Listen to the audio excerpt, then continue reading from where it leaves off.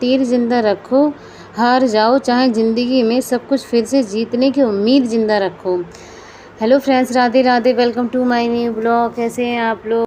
उम्मीद करती हूँ आप लोग अच्छे होंगे और आपकी स्टडी भी बहुत अच्छी चल रही होगी। फ्रेंड्स, आज मैंने सुबह उठने के बाद जो भी काम था वो सारा ख़त्म कर लिया है और मैंने पूजा भी कर ली और अब मैंने अपने भगवान जी को मतलब चाय वाय पिला दी है और मैं अपनी पढ़ाई की तैयारी करने जा रही हूँ। और सबसे पहले मैं स्टडी रूटीन बना लूँ कि आज मुझे कितनी पढ़ाई करनी है और सबसे पहले क्या टॉपिक पढ़ना है। तो ये सारी चीज़ों में नोट्स में मतलब लिख लूँ। तो लिखने से ये होता है कि आज का हमने टारगेट क्या सेट कर रखा है और आज हमें क्या क्या पढ़ना है। पढ़ने के बाद फ्रेंड्स, मैंने जो 10th क्लास की NCERT है वो मैंने सबसे पहले ली है हिस्ट्री की, वही मैं आज ख़त्म करूँगी। और उसके बाद मेरा जो ज्योग्राफी स्टार्ट होगा, ज्योग्राफी के बाद पॉलिटिक्स। तो अभी तो मैं हिस्ट्री की रीडिंग कर रही हूँ और ये सोचती हूँ कि मेरा ये है कि मैंने अगर एक टॉपिक लिया है जैसे कि हिस्ट्री, और हिस्ट्री की 10 NCERT हैं और प्लस उसमें स्पेक्ट्रम, तो मतलब मैं ये सोच के पढ़ती हूँ कि अगर मैं NCERT पढ़ रही हूँ तो सारी हिस्ट्री की NCERT मतलब पढ़ लूँ, उसके बाद मैं दूसरा कोई टॉपिक पढ़ूँ। लेकिन अब ऐसा नहीं होगा। अब मैं अगर मैंने पॉलिटिक्स पढ़ी है तो उसके साथ मैं ज्योग्राफी लेके चल रही हूँ और इन्वायरमेंट लेके चल रही हूँ। मैं इस तरीके से पढ़ाई करूँगी क्योंकि कहीं ना कहीं मुझे ऐसा लगता है जो मेरे पढ़ने का तरीका है शायद वो थोड़ा सा रॉन्ग है और उसे राइट करना है। तो आज मेरे पास ये लास्ट NCERT बची हुई है 10th क्लास की। उसके बाद ज्योग्राफी एंड पॉलिटिक्स को लेके चलेंगे साथ में और फिर साथ में इसके नोट्स भी रेडी करेंगे। तो नोट्स भी रेडी करती जाऊंगी साथ में, क्योंकि दोबारा से मतलब जो बहुत ज़्यादा मतलब लेंथी बुक्स हैं जैसे कि लक्ष्मीकांत हो गई, स्पेक्ट्रम हो गई, तो इनको अगर रिवाइज़ करना पड़े तो पूरी बुक ना पढ़ने की ज़रूरत पड़े, शॉर्ट नोट्स रेडी कर लूँगी तो वही रिवाइज़ करूँगी। तो अभी तो फ़िलहाल मैं हिस्ट्री की रीडिंग कर रही हूँ। उसके बाद मैं नोट्स बनाऊँगी क्योंकि नोट्स बनाना बहुत ज़्यादा ज़रूरी है फ्रेंड्स। ये बात मैं हर ब्लॉग में बोलती हूँ कि जितना आप लिखाई करोगे ना अपने हाथों को, जितना मतलब मेहनत कर लोगे अपने हाथों से, उतना आपके लिए ही फ़ायदा है। और सिर्फ पढ़ने में मत लगो कि हाँ बस बुक पढ़ ली है और ये भी क्लास ले ली है और लिखाई नहीं कर रहे हैं आप, तो आप बहुत बड़ी गलती कर रहे हैं। जिसकी स्पीड अगर फास्ट नहीं है ना तो वो मुझे नहीं लगता, चाहे वो कितना भी टैलेंटेड बंदा हो, वो मेंस क्लियर कर ले, मुझे बिल्कुल भी नहीं लगता। इसलिए ज़्यादा से ज़्यादा लिखने की कोशिश क्या करो और अपनी हैबिट को इम्प्रूव करो कि आपको 5-6 घंटे कंटिन्यू दे दिए जाएँ तो आप लिखने में हिचकिचाएँ ना और आपके हाथ दर्द ना करें। हाथ दर्द करें कोई नहीं, लेकिन आप लिखते टाइम मतलब बोरियत फील ना करें। मतलब अगर हम लिखाई करना बिल्कुल छोड़ देते हैं तो अगर हम 1 घंटा भी लिखाई कर लेना, जैसे कि फर्स्ट डे हमने 1 घंटे लिखाई की है, तो उससे हमारा मतलब दिमाग पूरी तरीके से हिल जाता है, ऐसा लगता है मतलब बहुत ज़्यादा बोरिंग काम दे दिया है। लेकिन अब मेरे साथ ऐसा बिल्कुल भी नहीं होता फ्रेंड्स। अब मैं अपनी बता रही हूँ, मैं 2-2.5 घंटे मतलब लिखाई कर लेती हूँ आराम से और धीरे धीरे मैं अपनी स्पीड भी तेज़ कर लूँगी ताकि आगे चल के मुझे कोई दिक्कत ना हो।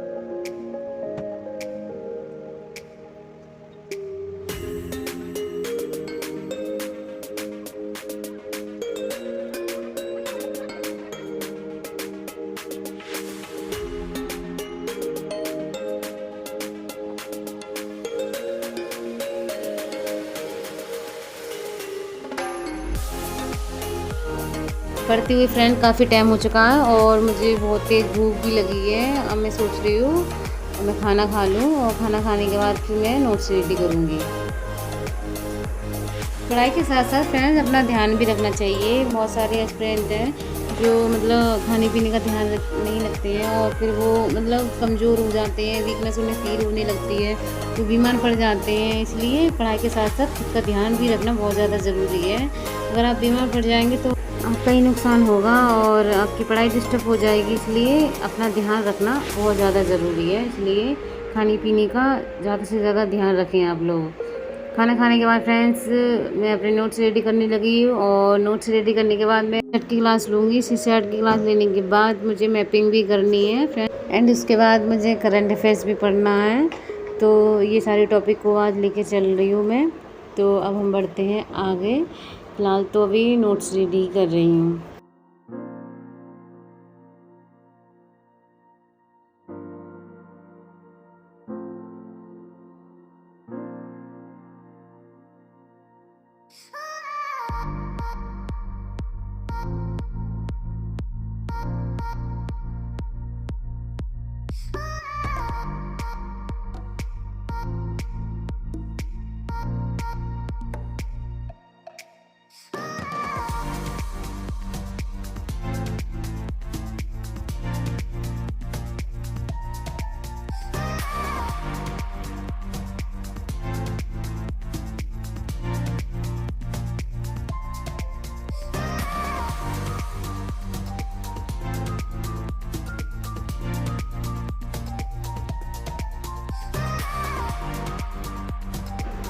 ज़िंदगी में कैसा भी मोड़ आए कभी हिम्मत मत हारना, क्योंकि तुम्हारी हिम्मत ही तुम्हें हर कठिनाइयों से बाहर निकालेगी।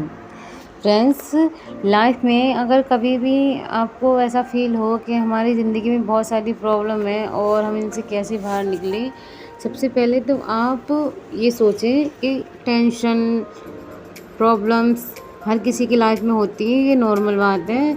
तो आपको कभी डरना नहीं है और स्पेशली जो लोग किसी भी चीज़ की तैयारी कर रहे हैं तो फ्रेंड्स मैं उनको बता दूं, कभी ये बात अपने दिमाग में मत लाना कि आप सेल्फ स्टडी कर रहे हैं और जो लोग मतलब कोचिंग ले रहे हैं, बड़ी बड़ी कोचिंग हैंगी, जो कोचिंग सेंटर हैं, तो आपका सिलेक्शन होगा या नहीं ये आपकी मेहनत के ऊपर डिपेंड करता है। बहुत सारे ऐसे स्टूडेंट हैं जो सेल्फ स्टडी से मतलब उनका सिलेक्शन हुआ है इसी साल।